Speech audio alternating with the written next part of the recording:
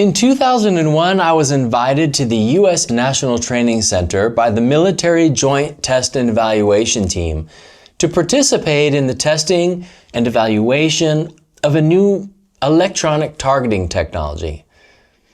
The system combined a laser rangefinder with a GPS receiver and could deliver targeting accuracy of plus or minus 10 meters out to 20 kilometers. At the time, I was the lead instructor for the PSN-11 Precision Lightweight GPS Receiver at the Air Force Tactical Air Control School. It was the military's go-to handheld GPS receiver at the time, and they wanted me there as the subject matter expert for that device.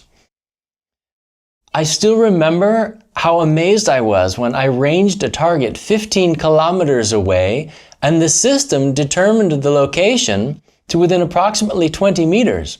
But what if you don't have that kind of technology with you? How can you determine the location of something that you can see using only your map and a compass? Well, it's easier than you might imagine. Long before GPS and laser rangefinders became widely available, one of the primary methods used to locate an unknown point was a technique called intersection. The basic concept is simple. If I know precisely where I am and I'm measuring an accurate azimuth to an unknown point, I then know that that point must lie somewhere along that line. And if I also know exactly how far away it is, I can simply measure and plot its location. And at relatively short distances, you may be able to estimate that distance with reasonable accuracy, especially when the terrain or nearby features provide useful visual references. But beyond a kilometer, judging distance by eye becomes increasingly difficult and unreliable. An estimate can easily be shorter along by hundreds of meters, producing an equally significant error in the plotted location. However, if we plot a second azimuth to the unknown point from another known location, the two lines create an intersection, and where they cross gives us a good estimate of the location of the unknown point without ever having to determine how far away it was.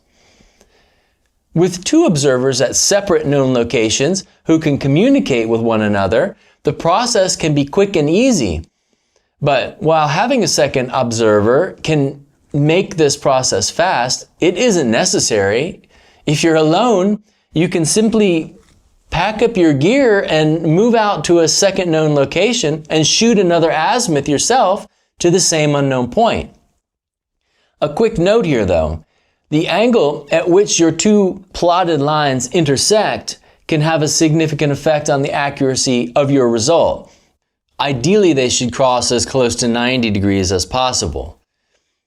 When they cross at shallow angles, especially less than 15 degrees, even a small error in measuring or plotting either of the azimuths can move the intersection a considerable distance.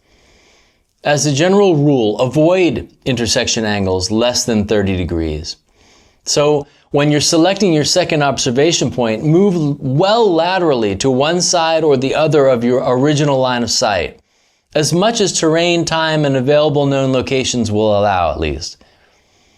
After taking your second azimuth, plot it and check the angle at which the two lines intersect.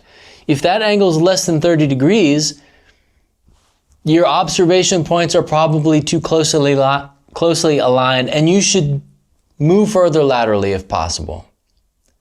How close you need to get to a 90-degree intersection really depends on the level of accuracy that you're trying to achieve. In my experience, anything from 60 to 90 degrees provides for a good fix.